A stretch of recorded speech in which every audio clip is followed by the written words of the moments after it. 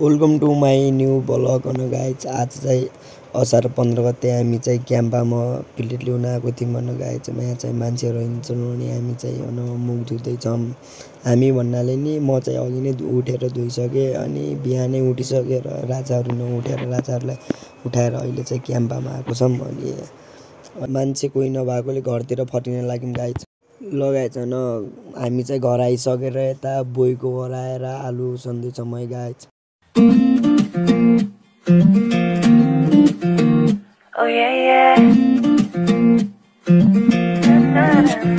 अब चाहिँ आलु हालिसकेर चाहिँ राजाले चाहिँ आलु टेकाउँदै हुनुहुन्छ गाइज।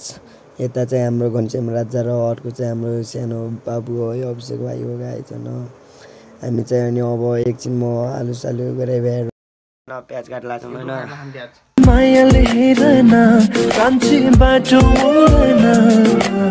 हेर्दा मात्र अल्लाह रे हामी चोख छ यो मन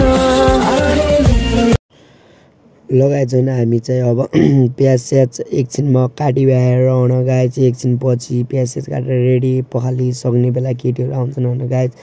मैले चाहिँ भिडियो बनाउन पाएन होइन, केटीहरू आउँछन् गाइज। अनि केटीहरू आएर आलु सालु अचार सचार बनाउँछन् गाइज होइन।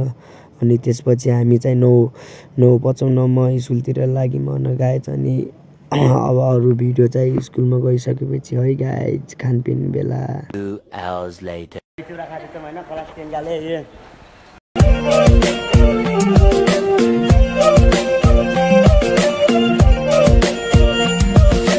गाइज होइन हाम्रो म्याडमले चाहिँ दही चिउरा हाल्दै हुनुहुन्छ है गाइज।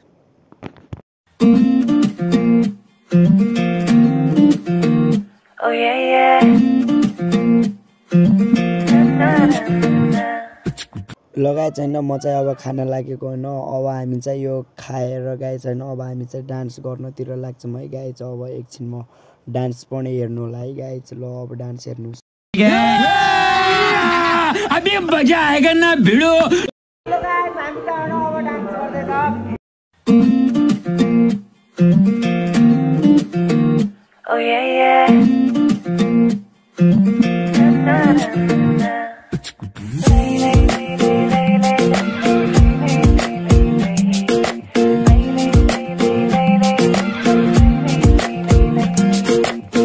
चल्यो हावा सिरिरीमा नै उडाउन मेरो कान्छीको।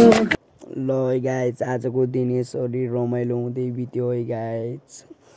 ल गाइज हामी चाहिँ यसरी नाच्दैछौँ है गाइज। अनि म्याडमहरू कसरी म्याडम बिचमा यसरी नाच्दै हुनुहुन्छ है गाइज। अनि यसरी नै बित्यो।